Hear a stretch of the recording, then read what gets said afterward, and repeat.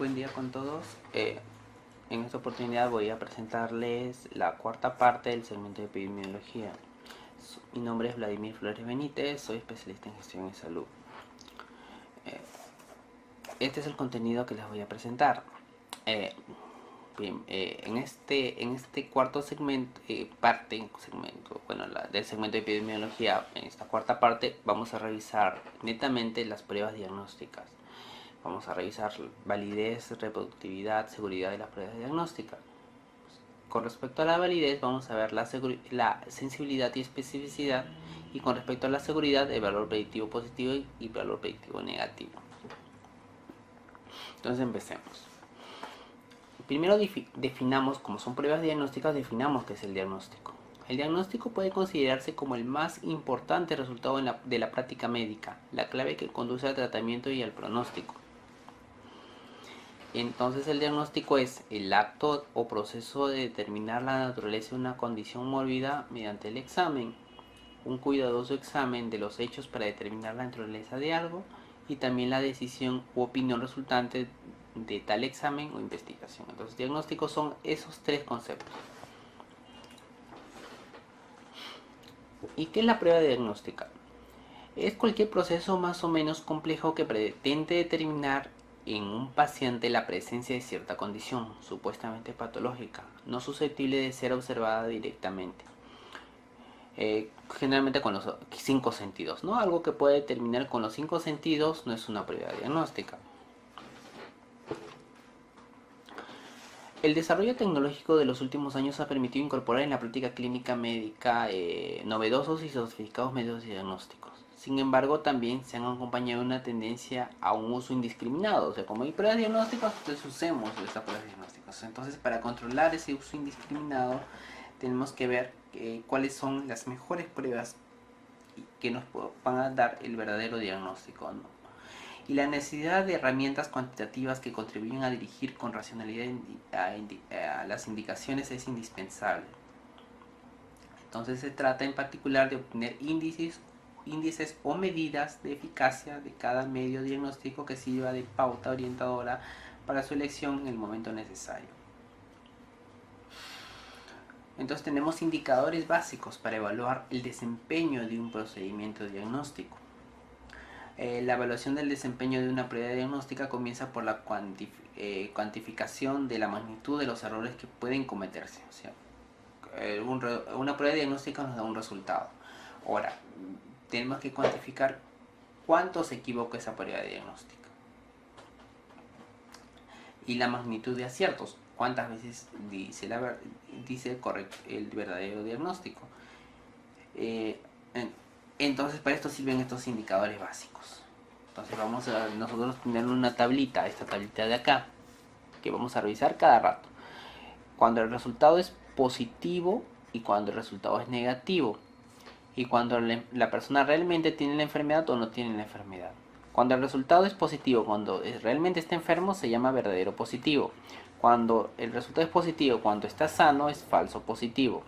Cuando el resultado es negativo, cuando está enfermo, es falso negativo. Y cuando el resultado de la prueba es negativo, cuando realmente está sano, es verdadero negativo.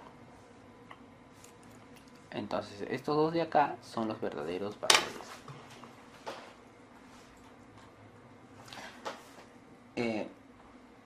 Por lo tanto, las condiciones que deben ser exigidas a un test son que sean válidas, que son reproducibles y sean seguras, ¿no? Y la seguridad. La primera cualidad, validez, es el grado en que un test mide lo que se supone que debe medir.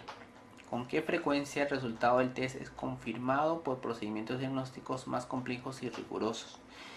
La sensibilidad y especificidad de un test son medidas de su validez.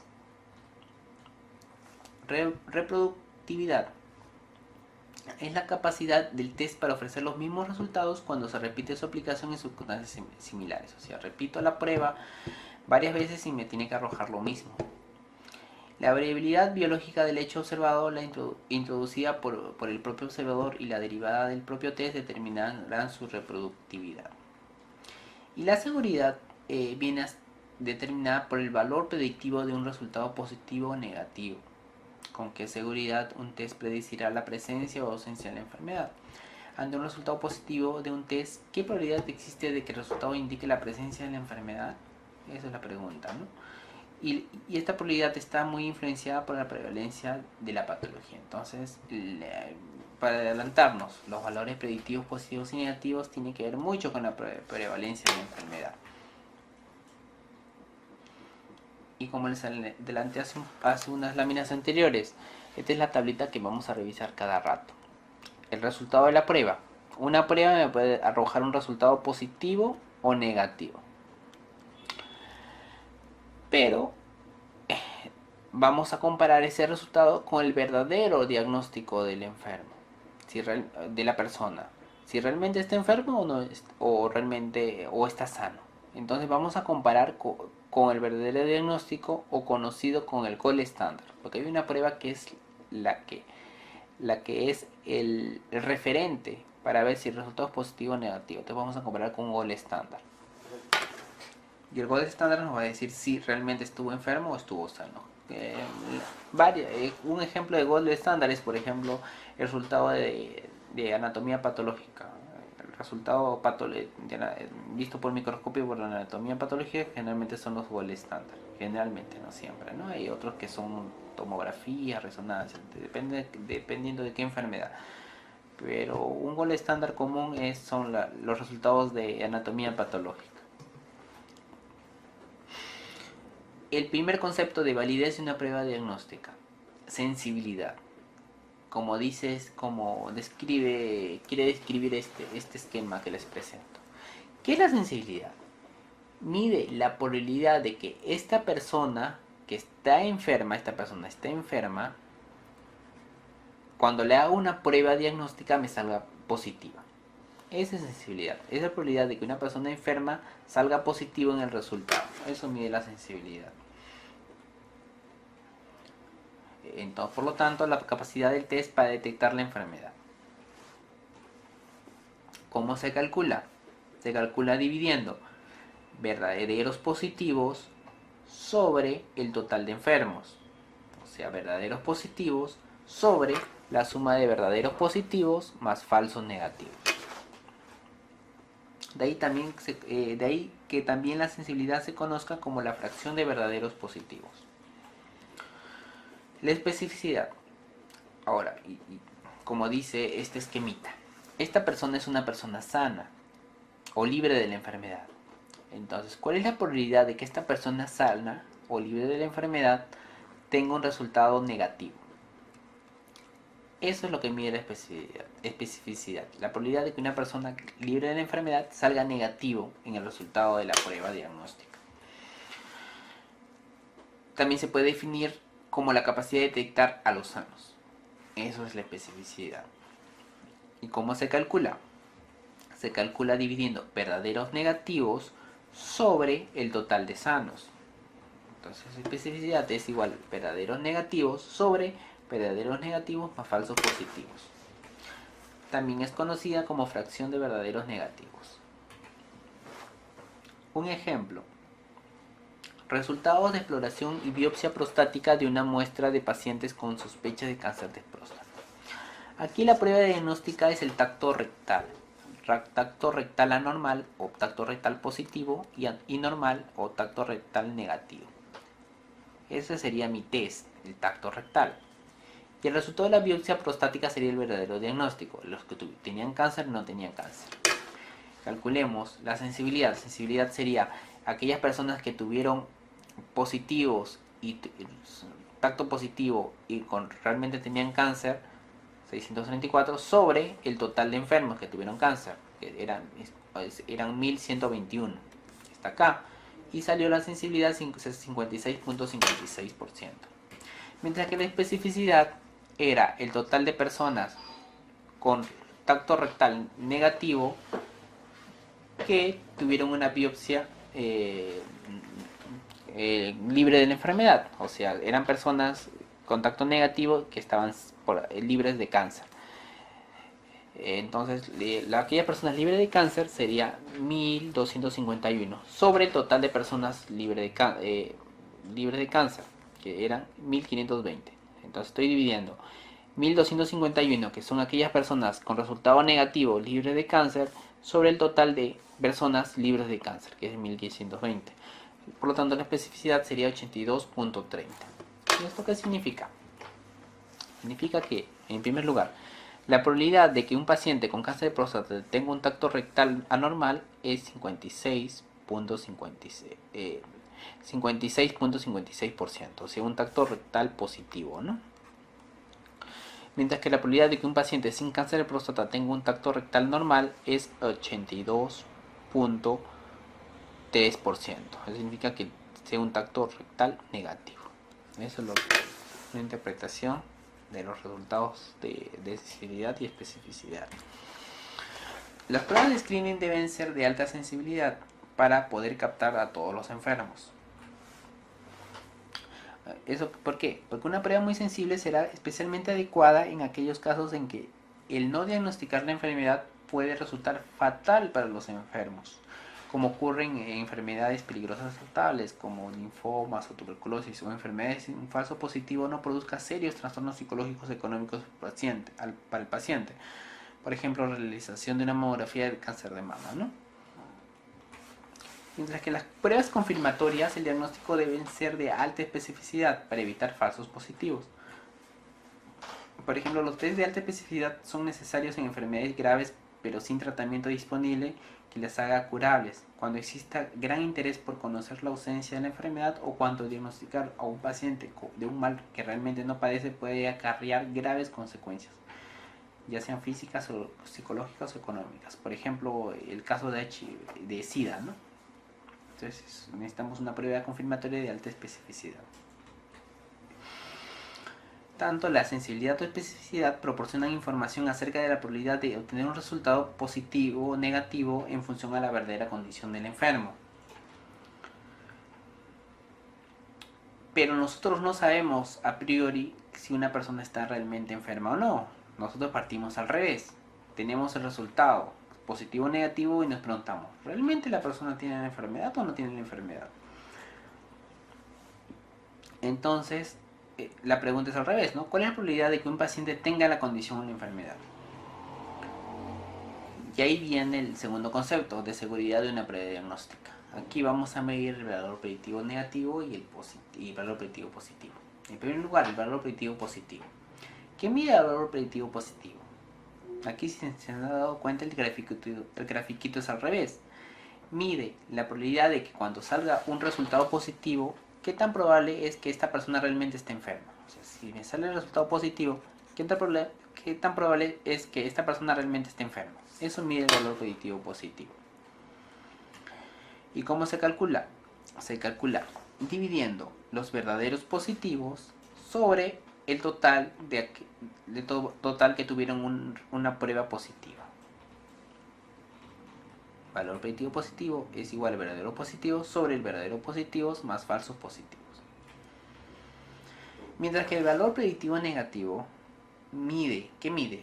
La probabilidad de que una persona que tuvo un resultado negativo realmente esté libre de la enfermedad o esté sana, ¿no? O sea, me salió un resultado negativo. ¿Qué tan probable es que esta persona realmente no tenga la enfermedad? Eso mide el valor predictivo negativo. ¿Y cómo se calcula? Se calcula dividiendo los verdaderos negativos sobre el total de personas que tuvieron resultado negativo. Y entonces el valor predictivo negativo es igual a verdaderos negativos sobre falsos negativos más verdaderos negativos. Del mismo ejemplo que vimos, tacto rectal anormal, o sea, positivo, y normal negativo. Y con aquellos que tuvieron cáncer, que están enfermos, y patología benigna no enfermos. Entonces, el valor predictivo positivo sería el total de personas con verdaderos positivos, o sea, que tuvieron tacto rectal positivo más cáncer, sobre el total de personas que tuvieron un resultado positivo, que fueron 903. Y aquí el valor predictivo positivo sería 70.21. Mientras que el valor predictivo negativo sería aquellas personas que tuvieron un tacto rectal normal o negativo que realmente no tenían la enfermedad, que eran 1251, o sea, verdaderos negativos, sobre el total de personas que tuvieron resultado negativo, que eran 1738. Y el resultado es 71.98% de valor predictivo negativo. ¿Y eso qué significa? Significa que el 70.21% de los pacientes con tacto anormal finalmente se confirmó la presencia de cáncer. O sea, aquellos que tuvieron tacto positivo tuvieron cáncer. Mientras que aquellos que no se detectaron anomalías en el tacto, un 71.98% efectivamente estaban sanos. Como les adelanté antes, la sensibilidad y especificidad definen su validez independientemente de cuál sea la prevalencia de la enfermedad. Por el contrario, el concepto de valor predictivo presenta limitaciones que dependen de la prevalencia o de la frecuencia de la enfermedad. Y de manera general, cuando P es la prevalencia. Cuando la prevalencia disminuye, entonces disminuye el valor predictivo positivo y aumenta el valor predictivo negativo. Mientras que cuando la prevalencia aumenta, aumenta el valor predictivo positivo y disminuye el valor predictivo negativo. Eso hay que recordar, este esquemita. Hay otro tipo de medidas de pruebas diagnósticas que son las razones de probabilidad. Y mide cuánto es más probable un resultado concreto según la presencia o ausencia de la enfermedad. Ofrece la ventaja de que relaciona la sensibilidad y la especificidad de una prueba en un solo índice. Al igual que sucede con la sensibilidad y la especificidad, no varía con la prevalencia, y esto permite utilizarlo como índice de comparación entre diferentes pruebas para un mismo diagnóstico. La primera razón de probabilidad es la razón de verosimilitudes positivas o cociente de probabilidades positivas. Y se calcula dividiendo la probabilidad de un resultado positivo en los pacientes enfermos entre la probabilidad de un resultado positivo entre los sanos, ¿no?